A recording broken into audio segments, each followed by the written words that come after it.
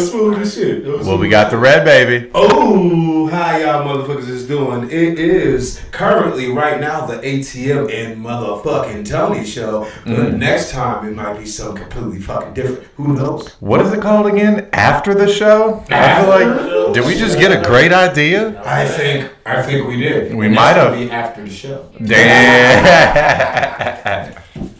Yeah, bitch, it is Armani motherfucking Jones on your microphone, and to the left, I have Tony West.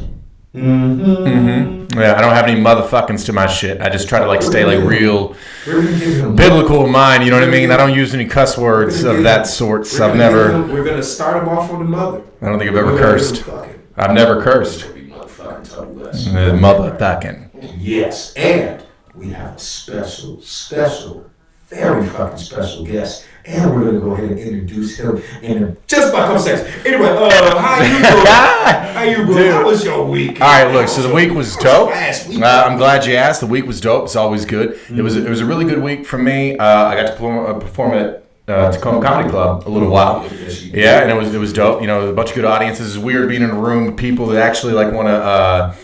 Like see comedy, you know, all these other even the room that I run, it's titled the Comedy Hour, yes, and people show up there like, "There's a fucking show here." I'm like, "Oh, come on, baby! Like, you didn't see the signs." I came for the jukebox music.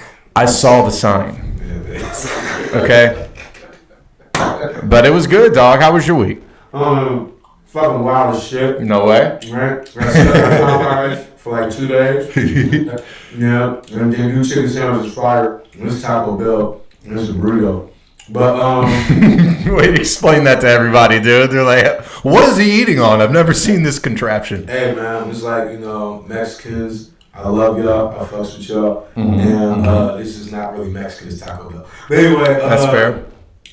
Did a show over at Central Ave Pub with Chris Powell was supposed to be there. Okay. Because I love Chris. Yeah, he was fucking hilarious. I love Chris. Dante Burnett was there to wanna be, and had funny ass Johnny closed it out. Great ass show. Gonna be doing it again September 4th. Other than that, I've been working my motherfucking ass off, waking up every goddamn day at about 5 in the morning because I got a new job and shit. You still gotta keep the lights on. I get it, dude. That's fair. Yeah. I'm gonna keep these fucking lights on, dog. Yeah, exactly. If anybody got Adderall, holla at me. Yeah, I know. If anybody got any Adderall, holla at me. Allegedly. I mean, it can't be. I mean, it's like legal methamphetamines, dude. You might as well get fucking weird, dude. Talk about dude. That is the U.S. government at its finest, dude. They're like, hey, don't do methamphetamines. They're like, hey, can we buy Adderall? They're like, with a doctor's prescription. Wink, wink. I'm like, dude. If you like Percocets, Molly Percocets. Anyway, crazy ass week for the both of us, man. Another crazy ass week. Rock the Dock Sunday. Very powerful fucking show. Dude, it was a good show. It was a really good. Harlem Blue was amazing. Oh man, I love how Harlem took the light as a fucking suggestion. Like, dude, he was like, I was like, hey man, I'm gonna light you at 15 because you know that's what you're doing. And he was like, word, he's 20 deep, like, dude. I didn't warn you about that. Dude, and dude, I thought it was contractual 30. I thought it was a contractual 30. I thought he paid him an extra $5. Dude, like, I thought it was part of the game. I thought it was happening. But now that we've, well, we should do an official introduction before we get into the weird topics. I believe so. Look, man, the guy that we have on our show today, you've been seeing him the entire time. We just conveniently talk past, which has been awkward for the past 7 or 8 minutes. But the point is this guy's name is James Taylor. He produces 3 of the best shows that I know about. I only know about 3. Who the fuck else knows what James has? The point is they're amazing, and they literally have given me every opportunity that I've had thus far. Yes. I love seeing light-skinned brothers hold down light-skinned brothers, but give it up and make some noise. Yeah. We're not even at a show. Who the fuck you gonna make some noise for? You know, all right, Armani. Yeah. Make some noise for our very special guest, James Taylor. How you doing? I'm doing fantastic, man. Big time. I've seen y'all doing y'all thing. Yeah, we trying, James. We growing up. I seen it coming. We growing up, James. I seen it coming. We growing. And it's funny, dude. Like, well, it's funny though. So you say you seen it coming, dude. You've seen a million fucking comedians in your time, dude. Yeah, I've seen a lot. I've seen them come and go. James has seen every mediocre, horrible, nasty, smelly, racist. You keep going. I've seen some. All of them. It's like you haven't covered all the adjectives, baby. See all of these motherfucking open micers through all these years. Do you understand? This man's eyes is like snake skin. Okay? This man's ears is like garbage truck juice. He's heard everything. Okay? That's why I'm staying quiet on the side because I just don't want him to say nothing crazy about me. Because look, because James hooked me up with a lot of things in my life, and I'm very proud of my stand-up career for accomplishing. Holla at James. I fucks with it. Airbo. There you go. I got you. I'll do from around the side. I'll bump myself. Because James put me into the game as far as requesting the opposite sex to do strange things. Sometimes you gotta really. I try to throw out loops when I can. Man, it was Wade and Braun, baby. It was perfect. Like I said, that's only because I was able to handle it. But this is what I'm trying to say, James. You and your bro, Amani Taylor, have been in this game for how long? Been going on 7 years this year. Do you boys 4 months deep? It's a blessing. I've seen so many comics come and go. I've seen so many amazing ones stop through. Mm-hmm. Yeah. I mean, it's how long does a mic open up and close in 2 months? I mean, for us to be in the game, having multiple rooms for this many years, I mean, it's an amazing thing. Something that I didn't really see coming, But when you get on that path and I'm able to work with great people like yourself, and you see this amazing talent come through this city, man. It's just been, my honor is being able to put together and give y'all the opportunity to touch the stage, and bless to see y'all grow and do your thing. Yeah, man, it feels good. That's love, dude. So not that I don't know, but like, what all shows do you run in Washington? Well, right now. We're running 3. We got the local 907 every Monday. Okay. That's our longest running show. We've been there 6 years. Are we gonna fuck around at the local 907 afterwards? Oh yeah. I think we shall. All right, word. It goes down. I believe it does. It goes down. Right. Tuesday, we're down in Trenches in the Landing. That starts at 8:30. That's a showcase. Really good show. Yeah, that's a fun show too. One of the best stages in the game. It's probably one of the best, by far. Gladiator. Yeah, and then Paradise every Thursday night. That's another banger. Yeah. Lions Den. Yeah, that's one of the ones they say. That's the Seattle Def Comedy Jam up in there. The Apollo. You better be ready when you come to Paradise. I'm glad you said. Don't come. Go ahead. Facts, dude. I'm glad you said Paradise. The last one, dude.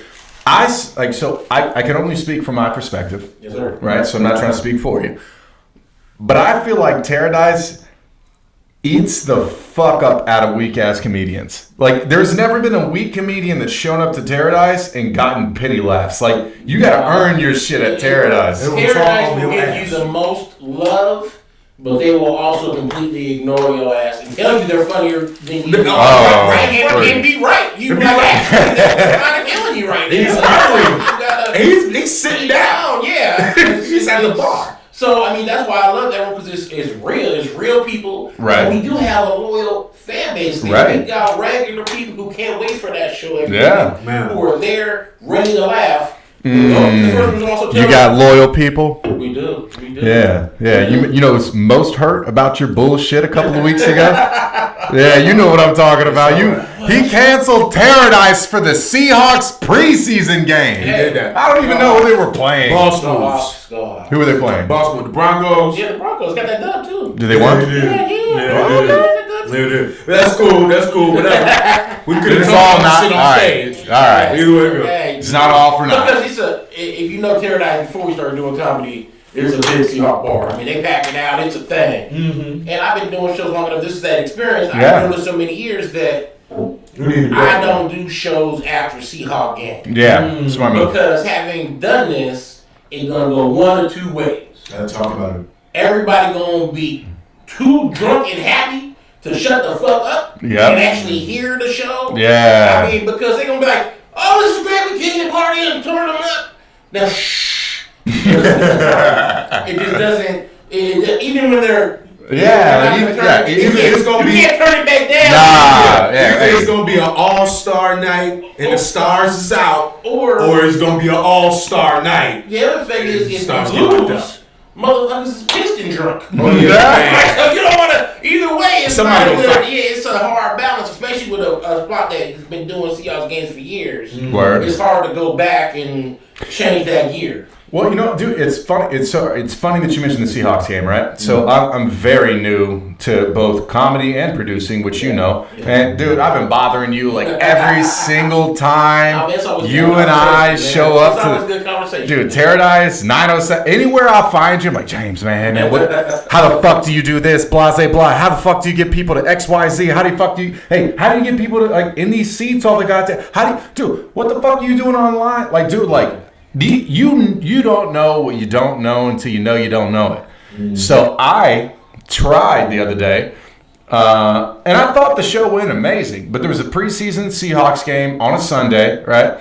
And we had to start the show late because of the fucking game, right? And so we followed it, and it was okay, but I could tell you could tell real easy like when there's like a distraction in the room or there's a something else that's better than what's going on. And let's be honest, dude, the NFL is always going to be better than any comedy show ever. It just is. I mean, it's a multi-billion-dollar corporation. It's the same thing is when you see a show that's been produced a long time. Everybody's grown up being football fans. So hold on, this has been on my calendar since last year. Yeah. So how are you going? You're just not gonna override. Like Coca-Cola for a reason. Yeah. Forever.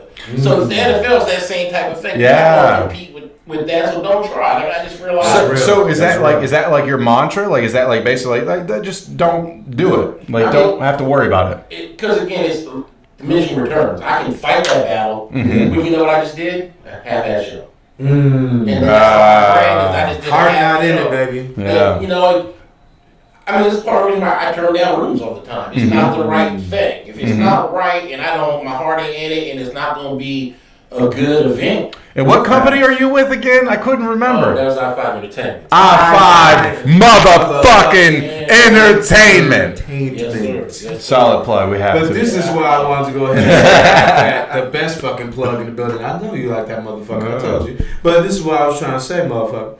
This motherfucker right here has abundance of shows for the past 7 years that I've seen. Not just Paradise. Not just 907, not just motherfucking Trenchers. Can you tell me about the struggle, the journey of all the other crazy ass rooms that you and your bro? Oh, dude, let's one up.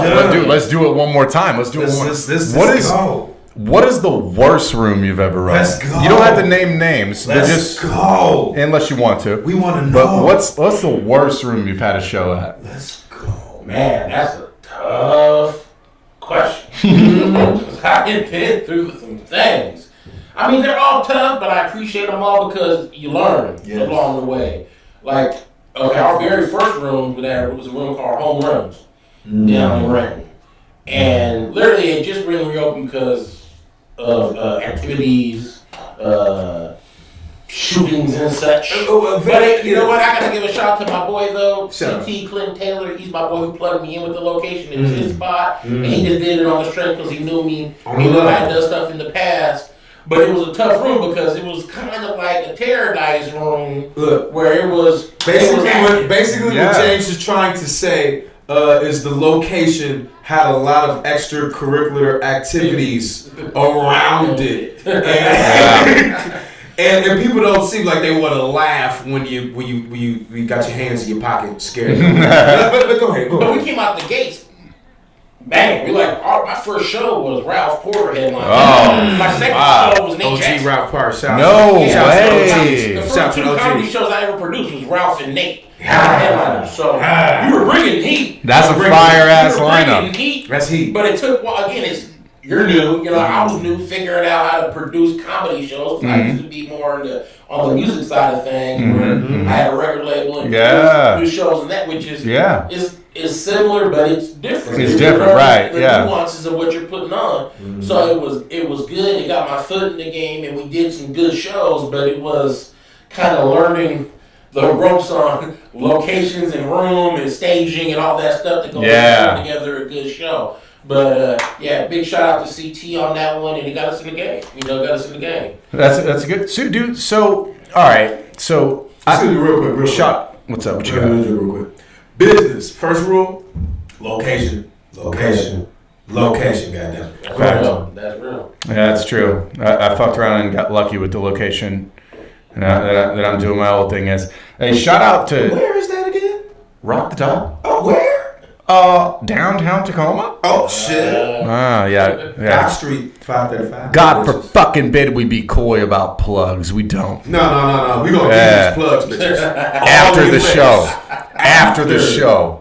We was the after party. During the show. We'll be plugging everything, goddammit. But no. So, a question I had for you, and I feel like anybody who's like kind of like coming up in comedy and like new to comedy can understand this like this kind of this question. What exactly is it that kills a room, right?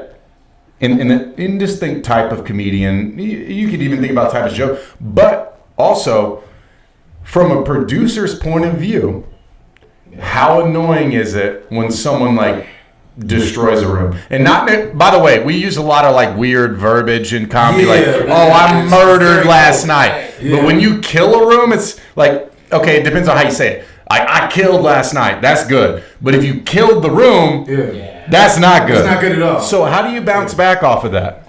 I mean, it's tough. I mean, because again, momentum in a comedy show is a real thing like anything else. When you get rolling, that crowd gets laughing, they want to keep laughing. Mm-hmm. And I think some comics, especially when they're newer, they have their material. Right. And I've written this out. Rigid. And this is what I have to do. I've practiced it. I know what I want to say. But the room isn't giving you that energy. You got to understand what is your material and look what's happening. Mm-hmm. Like I've seen newer comics where if something happens, you have to acknowledge we're all in the room together. We all see the cut fell. Exactly. Right. So you either you ignoring it makes it awkward and weird. Where you just acknowledge what's going on and the energy in the room, you'll be so much better. And those are the people that I see they start to evolve. Is that comfortable level? You start to feel like, okay, I know how to just be me up here and not just be the script. Yeah. Enjoying it, like the moment. Engage. You got to be organic. Prime example, right? Dealing with hecklers. Yeah. Me and Tony did a fucking show. Where the fuck was that shit at? Salton? Or not Salton, but the other shit went far the fuck. Bremerton? Bremerton. When I was in Bremerton, right? Okay. No names, but we were in Bremerton. We were there, right? Okay. So did comedy over there. Yes, sir. Everybody stiffed in the motherfucker. Me and Tony like, all right, me, Tony, and Shelby, like, all right, we finna catch wreck. We finna go ahead and go back to back. We finna kill them all, right? Mm-hmm. Shelby go, That's bang. a lot of. I mean, I would expect that. Yeah. Shelby go up, bang, get the rise out of them. Yeah, that would Bang, I go ahead and that should work. Yeah. Tony go, I go. I'm crazy in the motherfucker. I go ahead and walk out with the mic. They had a cordless mic. Shame on them. Shame on them. They did not know what's happening. First off, hold on. Let me cut you off. This motherfucker, dude. He walked through the whole bar, and he was slinging jokes on anybody and their mama, dude. Like if you were wearing flip flops, like you walked around and wore Oshkosh, like God forbid you got a teal T-shirt on, like dude. So I was high on sativas that day. And hold on, I got to tell this part. Yes. Not only is he slicing people up, he starts clowning this lady so hard she starts laughing. The bitch falls in the middle of his set, and it is so damn funny. I think I have a video of it like somewhere. Like she fell, and he's like, the best. Ain't that the dude, best? Bro, it's scary. I definitely want to say I'm done. His tagline was like, Fire champion of comedy. I done made them fall out their chair. Yeah, she just fell like regular. Boom! I was, oh shit, yes! There's too much drunk inside that trunk, and it was like, yes, okay, cool, but you gotta know how to ride that wave. My boy Tony, when he sees that the crowd is go ahead and get agitated or they want to go ahead and talk. Oh no, bitch, you gonna shut the fuck up. You gonna shut let me just say, I love that shit. Love it. I crack up every time you do it.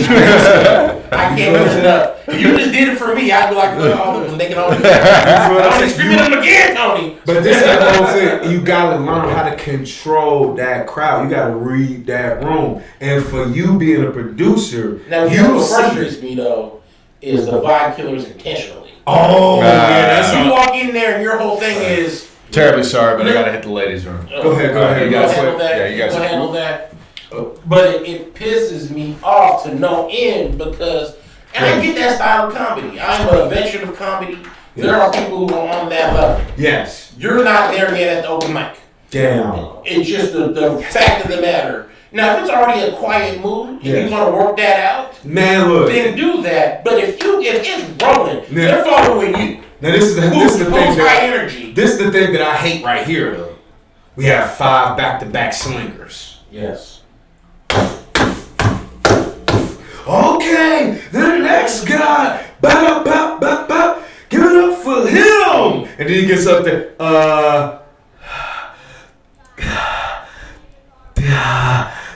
My cat. And the whole room breaks. It breaks, right? So it's like all that fire is kind of been squandered, and you as a producer, you damn near want to be the Sandman and walk the motherfucker off and be like, okay, let's just get it.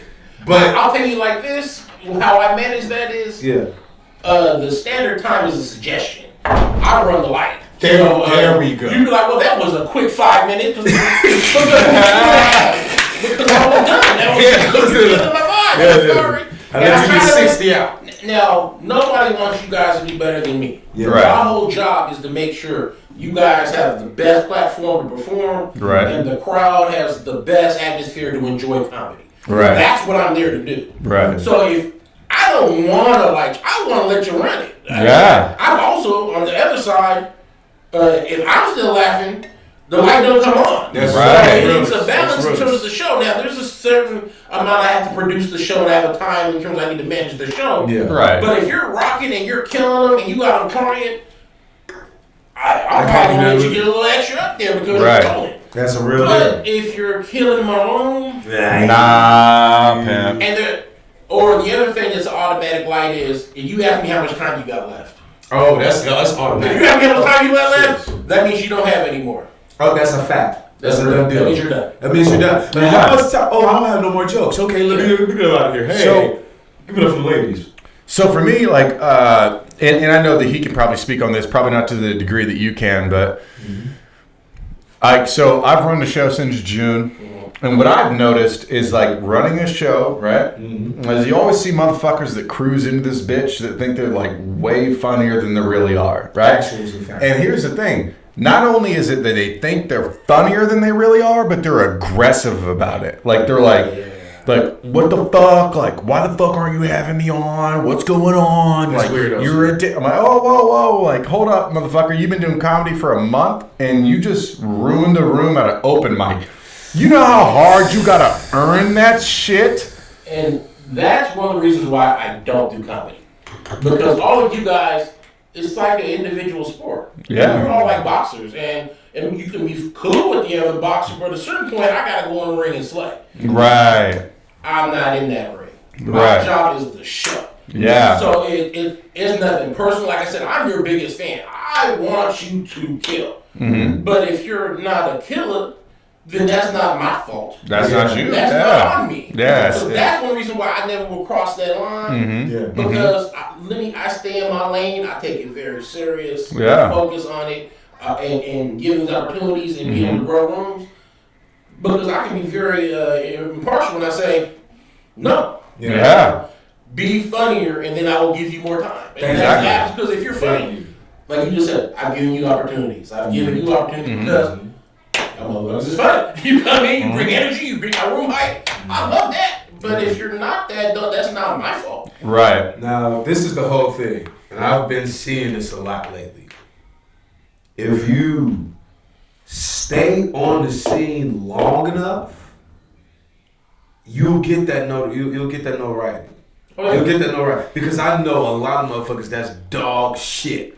So you think repetition? 5, 6 do you think repetition is truly the key to success, or do you? It really is because at the same time, absolutely. At the same time, bro, the hustle outweighs talent. That's just period. That's just period. Because going back when I first started, I remember this one comic. I'm not gonna say any names, but this dude was so bad he almost got in a fight with my cousin at the show. My female cousin. Oh, damn. Yeah, He's the only damn. person ever said maybe this isn't for you. But he was the hardest working motherfucker I've ever seen in all these years. If there was a minute of microphone time, he was on it. And now he's a killer. He can collect the stage. He's blowing up other places doing his thing.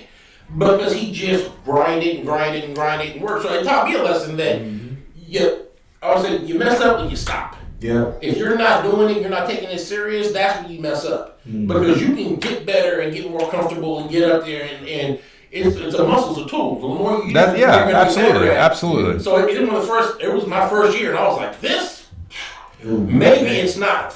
The owner almost fought him because it was bad. Yeah. But he's grown now, he does great. Yeah. It's that thing, if you mess up when you stop. Facts.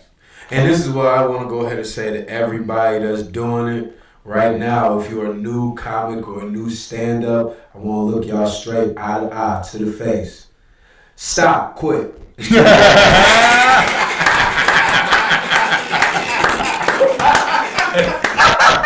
don't want more. We don't want the word. We're done. No mas. Jesus Christ. Dude, all right, look. Dude, if you don't wake up every single fucking day and you are nauseated by just the idea that you're not on stage, if you're not nauseated by the fact that you haven't come up with a new joke in about a week, if you're not nauseated by the fact that you haven't hit the stage 7 times a week, this shit isn't for you. Dude. Because it's brutal. And another reason why I wouldn't do it is because the stuff I got so much respect for y'all who do it. Because I've seen the ups and downs in the different rooms and different nights and the shit you guys gotta put up with to go and the ass whoopings you take mentally and physically shit. And we had a murder test. Damn. Look. And you really ain't about that life, bro. It's not gonna be Who for the you. fuck would willingly subject themselves to White Center as a person who's Just to hang around. It's not a good just to hang around. It's up the street from a Popeyes, but still. Yeah, I mean, there's that. That's only that. There's that. You can get some. You can fuck with Popeyes. Other than that, nothing but trouble. It's nothing but trouble. Man, shout out to White Center, man. Love it, though. I fuck with White Center. I fuck with White Center. I'll get in, though. I buy all my weed and my meats there. Shout out to my for real, look. You gonna barbecue this weekend and be like, thank God for White Center. No, fuck yeah. Fred Meyer meeting the Safeway back. Shout out to White Center, my nigga Marcus. But look, this is what I gotta say about all of this shit. James, you seen me at my motherfucking low. You see how you like, nigga, how you been? I'm like, nigga, I don't even know. It was like one of those moments, like a nigga ain't do laundry for about 8 weeks. Like one of the depressed shit. So if you see me, I'm looking a little bit better now. Bitch, I got some detergent. And White Center. For $5. A pack of meat and motherfucking Costco ass detergent. Real shit in White Center, you fuck around and take care of all your household needs. All of it. Like, hey dog, like you trying to buy a T-bone steak and you're like, no man, I'm good. He's like, word, like you fuck with like chimichangas and you're like, nah, dude, I'm good on all food products. He's like, okay, so that's not just me, baby. How about you might need a shave though? You got clippers on you? He's like, damn, dog. Wireless, bro. Wireless. I got you. It's real. Let me get them Coke cans too. I'm gonna need a pack.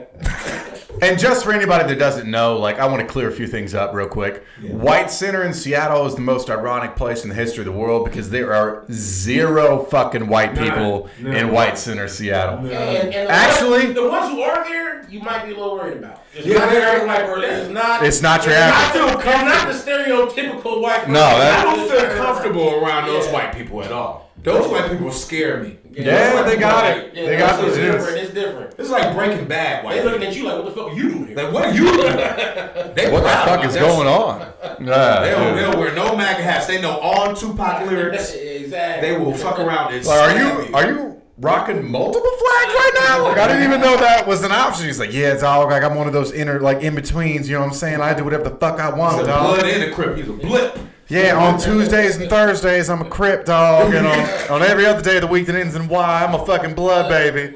Like, whoa, shit. My halfway house on the weekend. Shit is crazy. I love it. I fucking love it. But also, James, this is what I love about Renton. Y'all motherfuckers got a motherfucking spot across the street from an arcade. Oh, yeah. And y'all got a motherfucking spot up the street from a movie theater. Talk about this shit, bro. Talk about coming from straight poverty.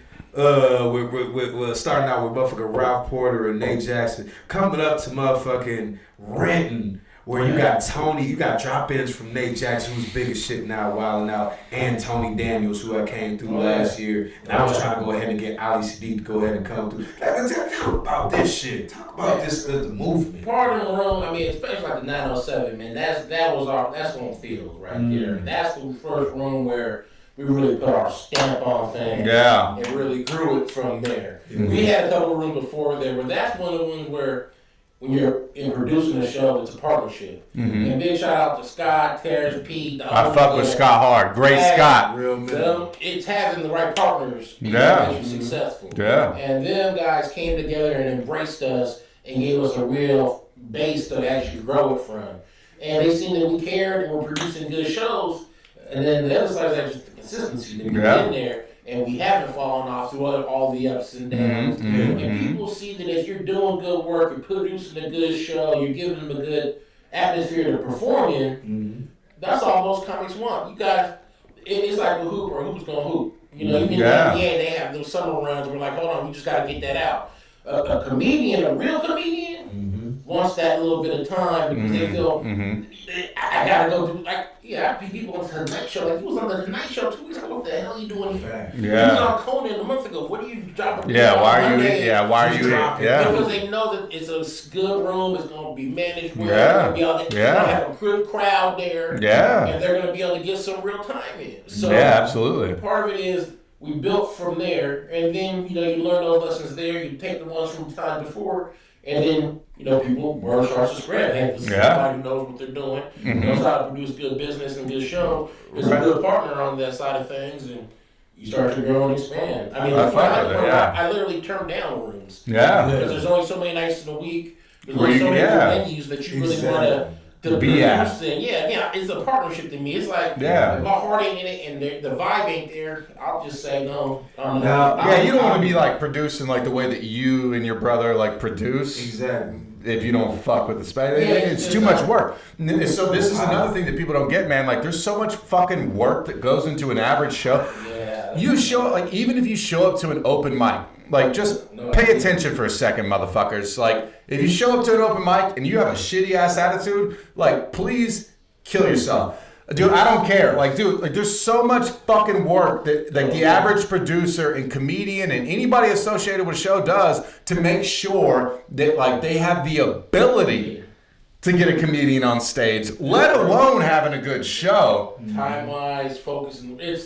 What about my family? Staging Jesus. What's the flow of people in the show? How do you what's the right location? Like, is the stage in the right spot? Is where they do like the shit before the right spot? Like, because it might not be. So then, what if something goes wrong? What if the microphone dies? I've had lights go out. I've had microphones go out. I've had headliners not show up. I've had, all that stuff. And when you're the producer, that's all. They're all looking at you like, what the fuck you gonna do? Yeah. And how come it hasn't already started? Yeah. So I've learned all that stuff to where I keep two or three microphones on me at all times because you never know. You never know. Yeah. So you gotta just learn those lessons throughout the process. And again, that's another reason why I feel like I stay in my lane, because I've seen comics who produce. Okay. And I've seen producers who try to become comics. Okay. And you can't do either one. Both are full-time jobs. Full-time. So it's so hard to do both that I can't. Like, when you do it, I'm so like when a comic's actually producing the show. Mm-hmm. But then it's so hard to do. But then you also get the ego stuff. Oh, they're just sort of that person, but that's their friend. Or they're just going, and it's With me, that I don't have any of that. Yeah. You know, if I'm booking you, it's because you're good. Yeah. Good. Like I'm here to sell shit. I don't need to. I'm not boosting myself and putting myself on shows to make myself look good. I'm not doing any of that. Mm-hmm. So that's one reason I think our shows have been successful is that I don't come at it from the same angle as. You can't help but kind of do that. You're a comedian. You're like, hold on, I'm in my show. No, I'm not in any show. Man. Do you think that, like, from your perspective, like with like kind of the get up, like, so clearly you're very like, you know, business minded and things like that, and like you're very like acute to things such as production as well as dealing with people. But do you think that you have a leg up on like the average producer simply because like younger brother, right? Yeah. He's so talented. Like he's a very good. He's booked all over the spot. Like, you know what I mean? And then he gets to like you know in the back of your mind like you have an ace up your sleeve in the sense that like you know you have a good host no matter what show you decide to open. It helps. I mean, but it's so funny is like so. You go back when I first started producing. Right. Dylan was in his first year. Yeah. I remember going to a show with Dylan driving. He's like, man, I got my hot 5 minutes now. Shout my big I got 5 minutes now. Yeah. Right now, the first time Armani ever performed was at one of my mics. Yeah. I've never touched a microphone before. Yeah. Everybody sucks the first year. Yeah. So it's to see where they're at now. That's my biggest pride is to see where they're at. Yeah. Producing the shows that now they're that good that I don't have to show up. Yeah. And they can just handle it and kill because now they picked up on the production side. Mm-hmm. And now they're so good on being comedians that now as a team, it's tough to compete because I got two killers who can host, who can headline, who can do all that. That's why we call it Death Row. So do you think like for you like did you like I know that's what you said. So, yeah, no doubt. Dude, so for you, like, as a producer, like, what the fuck got you into comedy producing, dog? Because, like, I feel like anybody that knows anything about comedy, like, if you want to try to be, like, logical about your shit, don't look for money. Exactly. No. You're going to be broke. Like, you got, a lot of it. Like, you got a lot of work ahead of you before the money starts flowing in. It was growing up, I came up in a family that we ran a big community festival every year. Yeah. Seafair. It was huge. Oh, so you're used to that kind of. I came up no different. Born in the game. Where we'd have 45 acts in 3 days. We had 2 carnivals we produced over the years. We had our own parade. It was a Seafair parade. It's like born in the game. It used to be called the Black Community Festival. Respect. So I come up with my family that just we just did shit. Born in the game. Then I got to the music side in the 20s, and I5 Entertainment was originally a hip hop album. It was a hip hop album. So we were producing shows all over. I ran a open mic, kind of a after hours thing. Bring that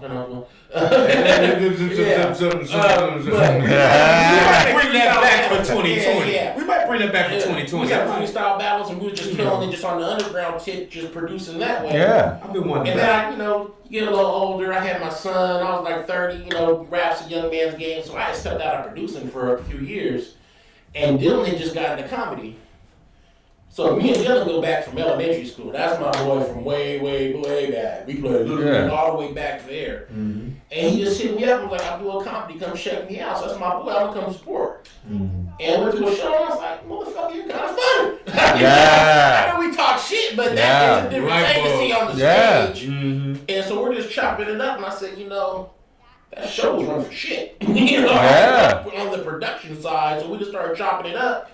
And so, let's start producing shows. And that's when we got the home runs, started working, and booked Ralph and booked Nate. And he was off and running. So Dylan was the first host. Man. How long was it, like, when you started producing comedy, did you find, like, the 907? Because I feel like that's probably one of the jewels of the Pacific Northwest. About a year.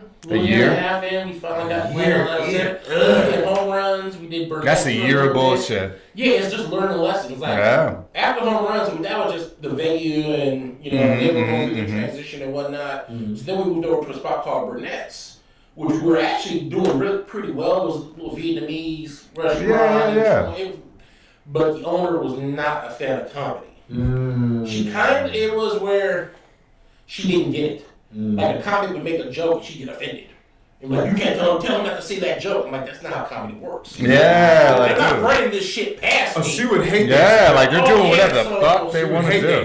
Yeah, no, it was one, and so she got hot because we had one comic one night who started bagging on the venue. He basically he died, came back to life, and then died again on stage in one set. It was one of the ones like, and she got pissed. Like, I'm no more comedy. I said, okay, well, that's fine. I'll move on. Then a week later, she tried to book somebody else into the room to do comedy. And everybody knew and respected us and said, no, we're not going to go do a show in that room again. We had a good show that you just shit on. So then we were landing at 907, which is a blessing. Sometimes, you talk about took that L, but in the end, it was the biggest blessing in the world. So we landed at 907, and it's been, Now, I'm glad that you even brought that up. Can I have a quick little 2 minutes of truth? Yes, sir. Bam. All right, do your 2 minutes of truth, because you guys, go ahead. Yeah, because you might as well take a sip on that one, brother. Because we're gonna get down to the nitty gritty. Something to drink? Something to drink. You good? I'm good. I got my cup. Bang. Okay. Now, this business more than anybody else, brother. It get nasty. It get gritty. You got producers and club owners that are willing to go ahead and look at comedians or producers and say, if you bring me in 90 people, if you bring me in this amount of people, then we'll think about paying you. This is the conversations that clubs have with people that know what they're doing in this comedy business. What is your advice to up and coming producers and artists that want to go ahead and save themselves from being fucked over and I'm sorry, I had to cuss Facebook. And staying independent as far as taking their show ideas and showcases to. What you gotta do is just own what you do and be confident with the value you're bringing to the table. Because I'll ask them, well, what do you bring to the table? Because I'll go into a venue and say on a Wednesday, just for example, and you got 3 people up in there, and I'm pitching a show, and you're like, well, you need 90? Well, how about I bring 4? Because you got 3, whatever I'm doing, I'm bringing more than what you got going on. Thank you very much. So that's a lot of it is finding the right space and the right opportunity. Now, if you're packed, well, then maybe it's not the right venue. If you're already killing, you got lines out the door, well, then congratulations on doing the good business that you're doing. Maybe not that night. But don't try to hype me up that, you're doing me this huge favor, because I know what I bring to the table. I know I bring a crowd. I have a history of doing it. So part of that is putting together, documenting, and having a plan of saying, this is what I've already done. This is what I'm capable of doing. And I also don't sell no dreams. There might be some bad nights. Shit happens. You have bad nights in business everywhere else. So why am I supposed to be? Am I supposed to be able to walk on water? I produce good shows. I put forth good effort. I'm going to make you money. Bottom line, this is business. Do you want to make more money than you are? I see what you're doing here. I know I can do better. And sometimes you got to prove it. I started off where the deal wasn't fantastic. Right. To get through the door. Yeah. But I said, just to start it off. I tell them like this: we'll do a 2-month trial. But I don't talk about no one show. Because that's bullshit. Yeah. I need 2 or 3 months to show you that I can build the room. Yeah. I feel comfortable coming in at this price point per show during that time period, because I understand this is new for you. Right. But at the end of this, just know we're going to revisit this conversation. And we're going to be and just know I do head counts. And I see who's in here now. And down the road, when I'm saying, well, look how many, I know what the average spend per person is per hour in a seat. That's part of doing business. If you know the restaurant business, it's the same thing. If I had asses in your seats, say you got a 40 seat I'm learning a lot right now. Fuck. And you average, say, per hour $10 a head or that. So how much money that is bringing once you got open 40 seats? That's people asses in the seats. Also, you got to teach the venue how to make the money. It's a comedy show. In a comedy show, I don't want people going back and forth to the bar. Get you a wait staff who knows how to serve people. Thank you. They're begging for drinks, but they don't want to get up and hurt the show because it's that nervous thing that if you're at a comedy show, you don't want to stand up. You think the comedy's going to start bagging on you. But they want the drink. Get them to serve. You'll make more money if you know it's a partnership. That's real. So it's working as a partner with the venue and saying, this is what we can do. I've done it a long time. I can help show you how to make increase your revenues on the evening, and then come to me in a couple months and just talk about it again. Dude, I fuck with it. Now look, I'm gonna go ahead and say this right here. If you're listening, listen a little bit closer, bitch. I'm telling you, this is gold, this is gems, this is whatever motherfucking raw material when African white people used to steal. This is beautiful. Listen to this shit right here because Well, dude, let's take it even a step further, though. Let's take it a step further. Like, I mean, there's literally, I can't think of anybody else better in this area to ask, but like, if you were a brand new comedian, right? Coming from somebody, like, especially like hearing it from you, like you already explained in the past 30 minutes, like how you get down. What is the best advice you have for an up and coming comedian? Man, hit the mic. Just keep going. Get as much time as you can on the microphone. Now, what I did with Dylan and Monty, as they were coming along and they're grinding, is I put them in hosting positions. Yeah. I give them a chance to host. Right. Because how will you ever have much opportunity to get on the microphone? You're up there to start the show. You're fucked around. So you helped. So hold on a second. You helped Amani and Dylan find their comedic voice. I mean, that's you gotta go do the thing is you can't be stage. No, hold on. You can't be stage time. Huh? Producing stage time is a big part of it. Yeah. Packing the mail is possible. So giving Dylan an opportunity to host help him grow because you're in the same room with some of the same people, right? And you gotta bring something better. He's a young CEO. Yeah. You gotta stay on your game. You gotta stay on your grind because if not, the same people gonna looking at you like, "Motherfucker, you said that shit last week." Facts. So you gotta stay on it. You gotta stay on it and get the repetition. And also, I think hosting gives you a unique ability to read a room because you never get to turn off. Yeah. You know that in 5 more minutes, I gotta go back up there again. Yeah. 5 more minutes, I gotta go back up there again. Yeah. So that little things that happen, you start to read and be able to play off of that, which the best comics do. It seems natural. That's the quickest way to speed up that process. Okay. A great man once said, repetition is the father of learning. So I've actually tried to have you, I've had both you guys host. Yeah.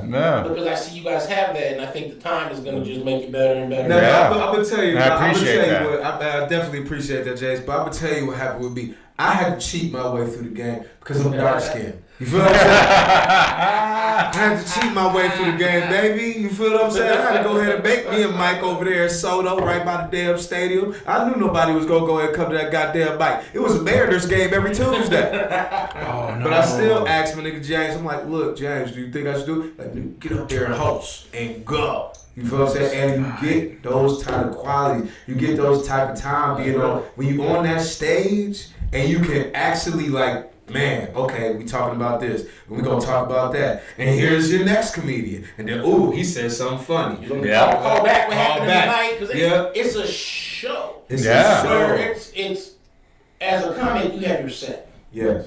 But your set is part of a bigger show unless you fucking. And So you're part of the overall show. So you get the flow of a show, which is also kind of the flow of a set. It's this whole thing. You start to learn the bigger picture comes from you. I think that step back and go to different levels. You start to see it at a different level, and the steps it takes to produce the whole night. Facts. And that's why I learned from you and your bro is when you guys notice when the energy shifts. You guys notice it real early. Talk about that feeling. We all notice it, motherfucker. We all notice it. We're talking from the what perspective? Okay. That's fair. That's fair. But also as a comic, after you do your set, you go outside. Which, as a producer, pisses me the fuck off. Well, I mean, we gotta. Sit there and support the other comics. We still they sat there and support you. We still That's there. what you're we there. Still there. But also, sit down and because y'all's energy is important in the room all the time, especially on a mic. Yeah. That was a show. You've done your set. No. That's different. Yeah, but this is the whole thing though. It's a difference between dealing with all those egos at one time. You gotta remember, it was nights where it was Todd Kirkwood, fucking Justin, fucking who else? Shell. It'll be Carol. It would be shout out to my boy Adrian. Yeah. It'll be Chris. It'll be 18 hecklers and one all professional comedians in one place at one time. You want some people to go outside. Yeah. Let me say this. some of the most fun is when somebody is maybe not having their best set, and all the comedians in the room watching them die and cracking up. It's fun. Back when we made the 907 Pop, is we had this group when we first started. Yeah. And they would heckle the shit out of each other. Oh, they going crazy. But it was all the comedians, and they were all tight. Yeah. And it just kept the energy because they're cracking up, laughing so hard about what's going on. The energy's infectious. Look, and you can hear Justin Hayes' voice in any part of the room. We had Big Irish Jay and Kane and Alfred and all them in the room, and they would be murdering each other. Yeah. But it just was so hilarious because it's that you create the energy. If there's a lull, it's because y'all ain't bouncing and working as a. But it's a lot of new booties in the game. You say it's a lot of new booties in the game, and they can't really handle that pressure at this moment in time because a lot of motherfuckers go in. That's part of the process because I've been doing long enough where like a Mike speaks to it a lot of times. Shout out, bro. About his class, who you start with, who you kind of grow with. Through. So I've been doing this 6 years. I haven't seen a bunch of groups come through. Yeah. I'll say right now, I think it's the time where I've seen some of the most talented new people coming into the scene. There's a tremendous amount of talent right now. Yeah. I think y'all realize how much talent there really Probably is not. right now. It's tremendous right now. Yeah. But it's that kind of camaraderie within that group to say, we're all working together. We're all in this grinding together. I wonder what guy came into the picture just start being around and just start making this X-Men of new crazy. I wonder who did that. Dude, you know what's particularly crazy for me is like when. It's cool. Like you can go to a fucking open mic. You can go tell your jokes. You can do your bullshit, whatever the fuck. Like I feel like a lot of like, especially like newer people, and like I try to like talk like I'm not part of that category or some shit, but they'll bring like 10 motherfuckers to like open mic or something, right? Yeah. And they'll fucking murder, and they're murdering. Yeah. Only because they brought the fucking audience. They brought the crowd. You brought crowd. Dude, all the people that was left. We finna go to another level. Go ahead. Let me follow up on that. So, absolutely true. Now, eventually, all them family and friends and stuff ain't gonna come to every show. No. So, again, take that win. Now, the goal is when you got enough people who know you, who've seen you make them laugh before, that they want to come back and see you again because it makes it easier. Yeah. I was watching, was it Comedians in Cars and Coffee? Okay. It was with Eddie Murphy. I'll talk about it. The best. Great episode, by the way. That's my favorite comedian. Bounce back and forth because they started together. He's also hosted Saturday Night Live. Again, I seen that announced today. Yeah. So they started together like at Mike's where they got a list where their names are spelled wrong at some restaurant show. Yep. And they're saying it's easier because at this point, once you make somebody laugh and they don't think you're funny, they're gonna think you're funny. They're just waiting for you to make them laugh again. Absolutely. So part of it is promoting yourself. Because people you may laugh want to laugh again. Yeah. So I don't begrudge you self-promoting and bringing people in to help support you. Right. Now, as you get farther along, you start getting different deals where that crowd helps affect you getting paid. So you're going to more build that line, build that support. But you should be looking at that new comics now. Yeah. Build your brand. That's right. To turn yourself into Coca-Cola. Where they real nigga. They know that, hold on, everybody likes to laugh. Mm-hmm. And you're the one who are staying laughs. Who doesn't want that? So they need to know how to come get them. Now, if you're not producing and you're not thinking of that yet, you need to hit that switch and start to think of yourself as that brand and develop your content and get it out there and start pushing it and building who you are, because people will come. So, with a new comic who brings 10 people, that's cute. I mean, and that's fantastic. Do that. As a producer, thank you. Thank you very much. I'm going to look at you. Hey, I might book you. Because I see you're bringing people. You know what I look for? Yeah. Are you funny? And do you bring people? You'll get booked way more If you bring people, like, you're getting booked way faster. Dude, hey, you can be an unfunny motherfucker, real shit. Oh, yeah, like, you bring people to a show and you fuck around and get on stage quick as shit. Not even more than that. You can be unfunny to the motherfucker. But if you keep on showing up, nigga, they got stage time. They got stuff to fill in. If you stay on the scene like Sex Machine. That's fact. Keep grinding. Keep grinding. And this is what I gotta say about that. Nothing. So we finna get to the topics. This is good. Motherfucking topics at We already got. Hey, look. Hey, first off, you fucking selfish bitches. Like, whoever's listening to this, you guys already got some like A1 advice. Yeah, like, we're ready to tell you shit up. No, real shit. Like, you should probably go back and listen to this if you're a new and up and coming comedian or a comedian of anybody that like wants to be like respected to any caliber, to any extent. You should listen to all the advice that you just got because it's amazing. Main thing. We're gonna ship the whole bitch. Main thing. The normally I charge for this shit. He really do. Nah. His consultant fee was 8 shots to the. He's like, hey man, just We owe him $6. we'll get you a couple burritos and some We got you, baby. and some vodka, baby. Like, Ice house on the house. ice house on the house, baby. Pack of mail is gone. But that's what I say. Number 1, location. Number 2, please brand yourself if you're a fucking comedian. You see my boy Tony, the motherfucking Comedy Hour, that's his. You see Armani, Big Time Comedy Showcase, it's mine. You see Hi-Fi Entertainment, see James, that's his. Period. Brand yourself, location. Producers, artists, get the fuck together, have babies. Anyway, Yeah. topics of the day. Popeyes. Did you have a sandwich? I didn't have the Popeye sandwich. I all right, look. I got an opinion on this. Yeah. I don't fall on the popular side of like what everybody's thinking. Like, you know, a lot of people like to. First off, I fuck with Popeye's chicken more than I fuck with any chicken on the planet. So like, you ain't gotta say shit to me. You coming out with a sandwich is already better than anybody else. But I fucking fuck with Chick-fil-A, dude. Like, it's not gross. It's not. It's not gross. Nobody said it was. All right, what but you got? I feel you. What you got? I love chicken, Yes. but this is a little bit too much. It's going for real. Yeah. Now, some of y'all act like y'all ain't never seen Undercover Brother before. You see what that shit did to Jerry Rice? I'm like, no.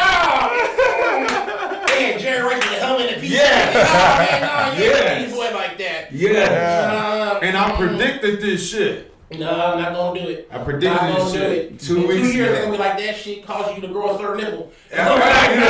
I'm not your boy, I'm good. Well, dude, you know what fucked me up the most? It's like, all right, so people started arguing. They started arguing back and forth. They was like, oh my God, Popeyes versus Chick-fil-A. What is better? Yeah. Better. But the thing is like, what I saw the most over anything between Popeyes battling Chick-fil-A, but let's be honest, Popeyes, like, you're not battling Chick-fil-A. Oh, come on. You're not battling Chick-fil-A. It's like Nas it's versus over, Lil Yachty. dude. Like, you guys got the black community. They're the only ones Come eating on, chicken. now. Come on, man. Anyway, I mean, if I was going without trying, what would they say? without having the Popeye sandwich, Yeah. I know what sandwich I would like better. Come Yeah. It feels right. Like, stop fucking with me. But right. dude, what was crazy is, like, what I noticed the most is people kept saying that they could not fuck with Chick-fil-A simply predicated off of their religious beliefs. Because, you know, Chick-fil-A is closed on Sundays. Yeah. It's closed on Sundays. That's true. And That's true. people were saying, to whatever degree, Talk about it. people were saying that Chick-fil-A is homophobic. I'm like, hold up, bitch. Like, all right, so if I don't like Jews, right? Not the case. But if I don't like Jews, Good disclaimer. yeah, I can, like, someone would call me anti-Semitic. Yeah. But if you don't like a company predicated off of their religious beliefs, what the fuck does that make you? Yeah. You see what I'm saying? Yeah, I hear And they were like, oh, they're closed on Sunday, so they must be homophobic. Nah, nigga, like, they're just owned by a Christian couple, I heard that they- Mormon couple. I heard that the reason was they were actually donating specifically to campaigns like Against certain LGBT rights, Yeah. which Which is true. Which But could be very well true, and that's their right. And they, But who gives a fuck. Long as These the chicken niggas tastes make good. chicken Long as the chicken sandwiches. Like they Who knows how many literally- people I think the it's Colonel killed from KFC? Just don't eat the chicken. Cool. You know what the most powerful thing is? Money. Don't give them your money, then they won't have money to give to somebody else. That is your right. Now, Science. it is also your right to enjoy a delicious chicken sandwich. Yes. And if it doesn't bother you, then spend your money. Now this is Okay, my whole. okay. Go ahead. No, what's your whole thing? My whole thing is, I don't feel like anything is wrong, long as they're not killing gay chickens, and that's.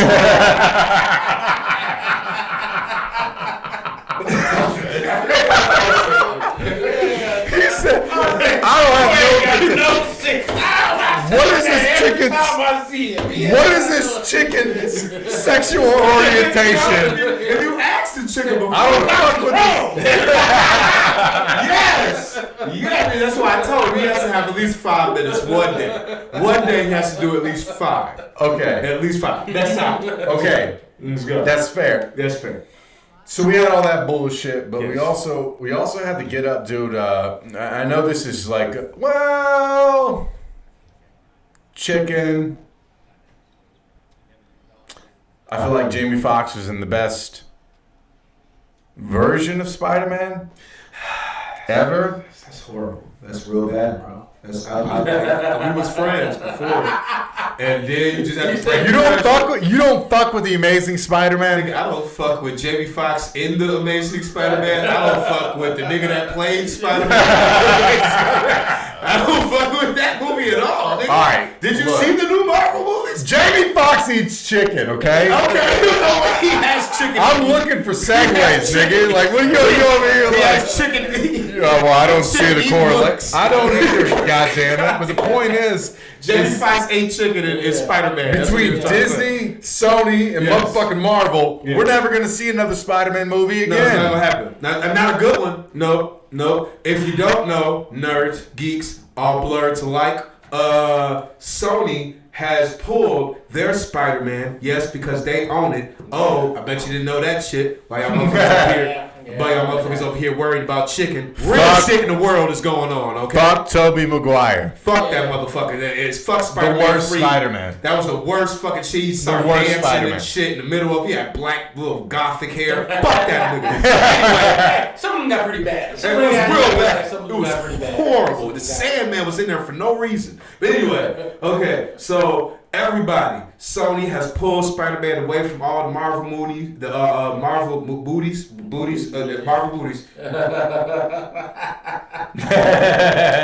all the Marvel movies, and there's no more fucking Iron Man and Spider-Man. There's no more Captain America and Spider-Man. There's no more Black Panther and Spider-Man. There's no more of that shit. Okay, now let's It's put it like done. this though. Uh. Do you really believe that shit? No. Because Disney So and Sony so is you believe Ezekiel Elliott they never gonna play football again either? When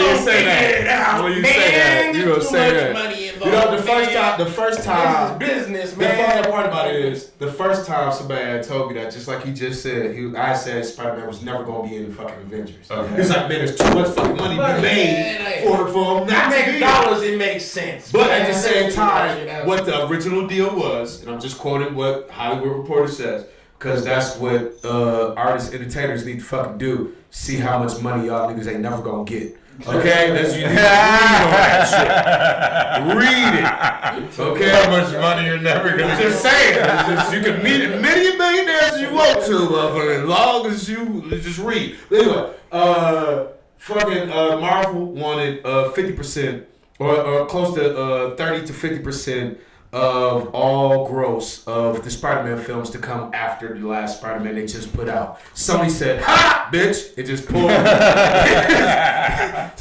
Spider-Man by his little web slinger. And just said, "Fuck this shit." Why would you entertain anything else other like if you're after? Good negotiating, though. That's just called He negotiating. went, Yeah. and Disney went high, and then Sony was like, "Fuck y'all." And what did Jerry Jones say? Ziku.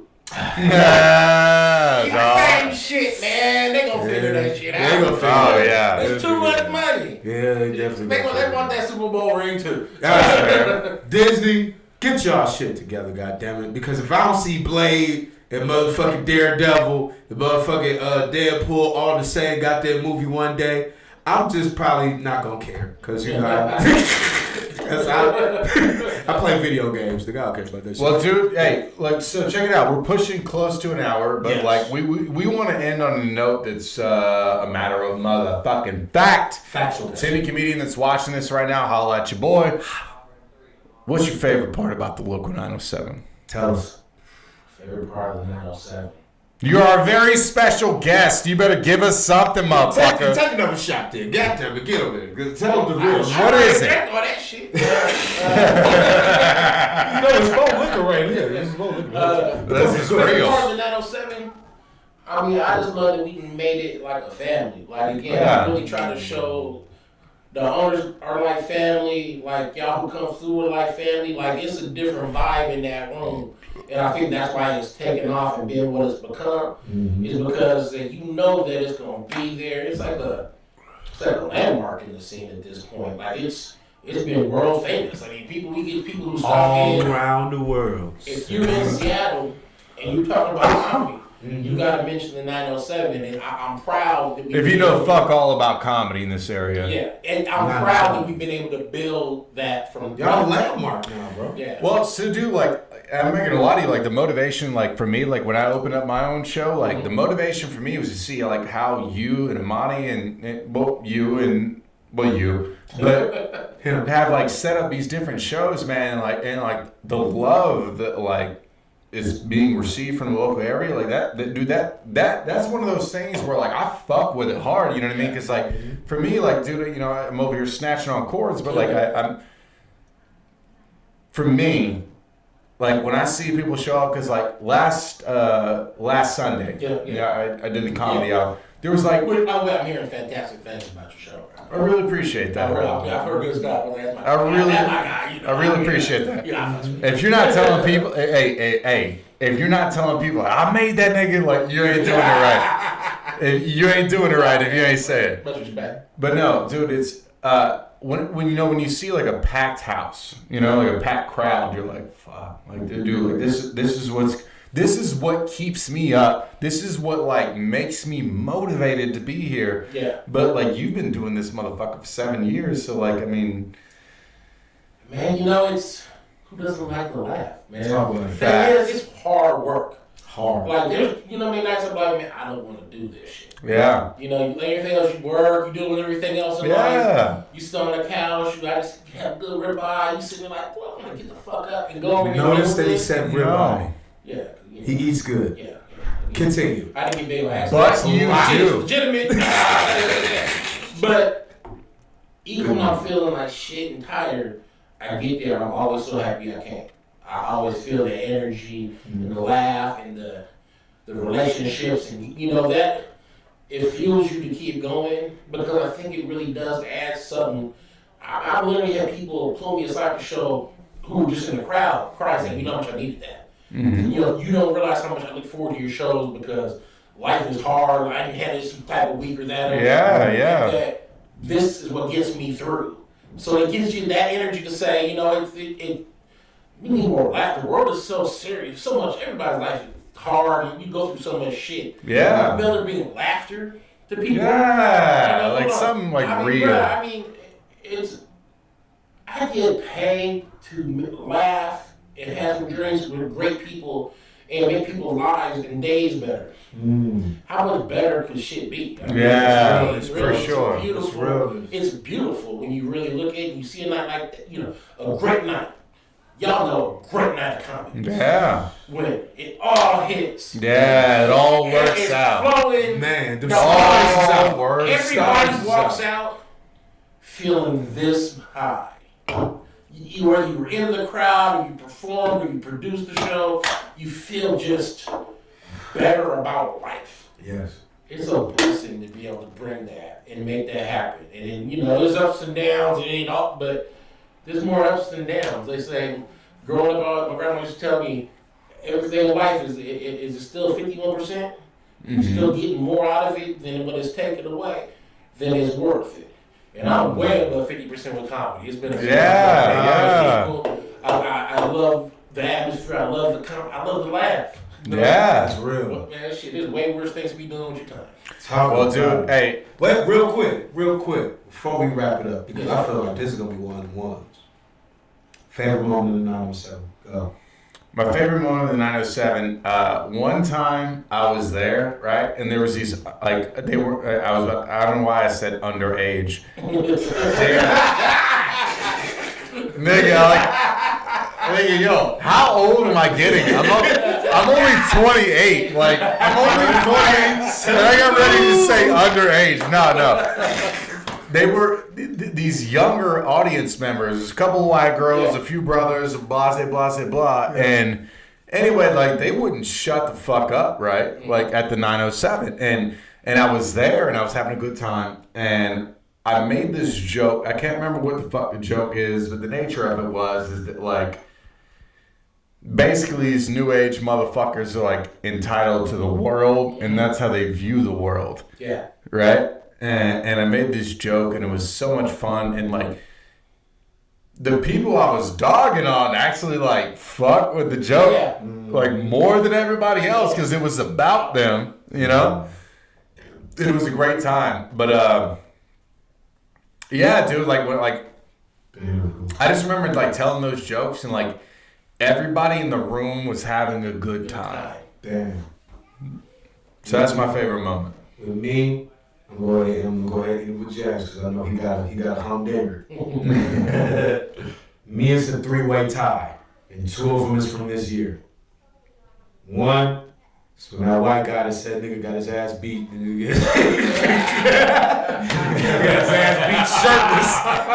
Got his ass beat shoes and socks. Got his ass whooped outside. I'm not condoning violence, but I'm just saying. Nah, they let him the fuck up. I'm He just deserved saying. that. Nobody bumping ass whooping. You might sign up for the ass whooping. If you put your name on the dotted line for it, baby, ain't that's what you wanted. So they whooped his ass, shirtless, socksless, shoesless, left him on the ground up the street. Beat him out the shoes. They beat him out of Yeah. Like, He had no damn. shirt. Like, I've seen that with a car hit you. Ass whooping hit you. But this is the whole thing, though. This is how responsible and polite the thugs was. They beat his ass up the street from the 907, so he was still able to go on stage.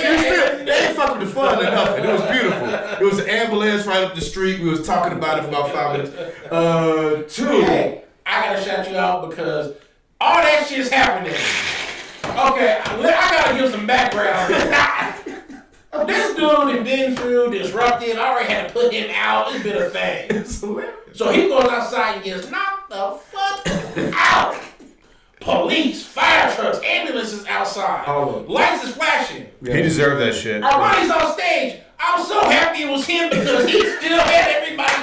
How much more distraction outside could there be? He still slayed that shit. I gotta put that on my list now of favorite moments. Yo. Because look at you, for real. Bro. As somebody who produces the show, I was like, I'm so glad Armani was on the damn Yeah. show. Who got the chops to be like, fuck the ambulances, fuck the police outside. It was right outside. Yeah, right out the door. Like lights flashing. Flashing. Yeah.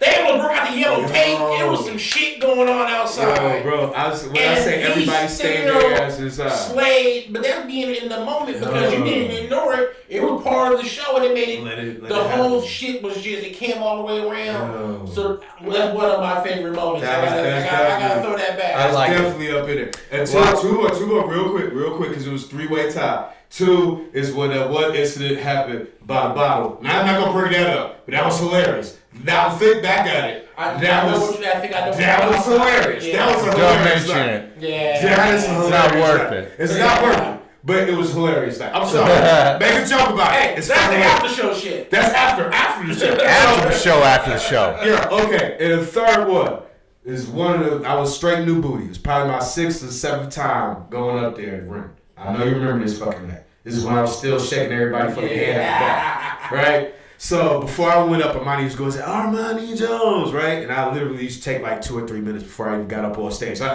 all my time was took because I only had like 2 jokes. Gotta be smart. They were good. They was good. It was fantastic. You gotta be smart about, if you ain't got that much fucking material. So, I literally shook everybody's hand in the fucking bar, right? But I was like, oh shit, I still got like 3 more minutes. So I just did like a whole victory lap around the bar. And everybody started clapping and like I heard somebody scream and like white bitches started going crazy. Then I went to the other side where the pool tables was at. And I shook everybody's head over there. And then I literally, it's like I'm going to the circle. So I'm coming back out like the doorway. Yeah. And all of a sudden I just see a white guy with his shirt off, splitting his shirt like this. And I'm like, oh, what the fuck is going on with that? It's that 907 shit. You just don't know. You never know what the fuck is gonna happen. So that's my 3. Bam. Funny on that, Money has a picture of me at the 907 one night, and this dude behind me with no shirt on, just like, and it's like, that's a and I'm like, I don't even remember that shit. That's how crazy the 907 is. That shit can happen, and I be like, well, damn, that was just another Monday. Bro. This shit blurs together because there's always so much energy and crazy shit that happens there. We've had so many amazing nights there. It's almost impossible to say what's my favorite. That's fair. Oh, bro, we've had so much Exciting. What are the most exciting? One of the best times I had where I really felt like, wow, we doing some things. We're doing some things in this room. It was the night where we stacked it up. We had Ty Barnett in the room, Brian Moot in the room. All the literally nationwide killers who were just in the 907 slaying. And Harold Gomez, Tony Daniels. I mean, we just had headliners. Sometimes you realize it's a mic, but it's not a normal mic. Yeah, it's a powerhouse. Yeah, it's not a normal mic. So the night before everything went down with Dylan, and we had the fucked up Jesus in the room. No, we don't cut straight out. So fucked up Jesus in the room. So we see this is the first time he had ever really signed up. Yeah. So we pull Brian Wood aside and goes, "Hey, we got somebody who just signed up as Jesus Christ. You get to go after it." He's like, "Oh yeah." So the night, we had so many killers. The jokes were, the comedy was just at the highest level.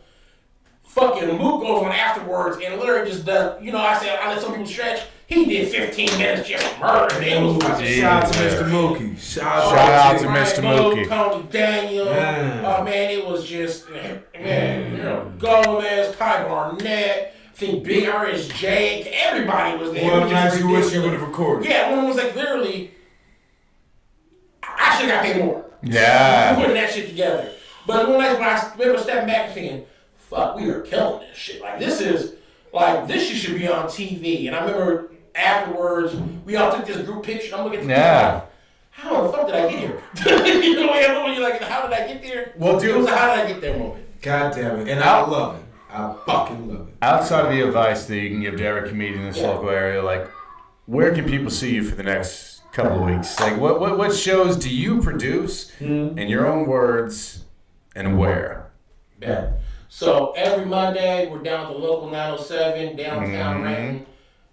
It's always a great show. That's right. Factual. I mean, it's always packed. It's always great energy. It's always nothing but people who are there for comedy. And if they ain't there for comedy, they're going to be back for comedy. And people good ass cheese fries. People can sign up there, though, right? Yes. So that's an open mic. Sign-ups is at 9. Show starts at 9:30. We're about to hit that motherfucker out of here. Yeah. And it's going to go down tonight. Oh, it's tonight. Wow. Tuesdays, always a good time down at Trenchers in the Landing. Beautiful. It's a showcase. You don't get a headliner. Renton, Washington, down there in the Landing. Right, yeah. Downtown Renton, Washington, in the Landing. Trenchers by the Blue Theater. Always a great show. Yeah. Great food, great drinks. It's about hey, but what's the wild one? You got one on Thursday, right? Back in the man was gone. Every Thursday, we down at Paradise and White Center.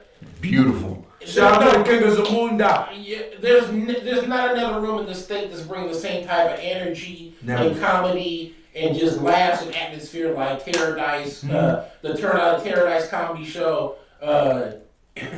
You gon' have fun. You gonna have a story to tell. Absolutely. The next day you gonna be like, man, you should have been there at the Turn Out of Paradise because I seen da da da da. It was hilarious. I'm crying. Yes. Yeah. We might be on the news. You know, You never know. This is his pitch, right? Tell me about Paradise Forever. Ready to swim to the Sharks. Sharks. Wow, really? Okay. Well, look, hey, everybody that paid attention to this show, like, we want to thank you. Like, it's been an amazing show. Like, this is James Taylor. This guy produces some of the best comedy shows in all of the Pacific Northwest. He both those shows in Renton and Seattle and anything in between. Like, you guys want to get weird and you need somebody to host an event or you want somebody to host an event, James Taylor's your guy. I5 Entertainment is nothing short of amazing.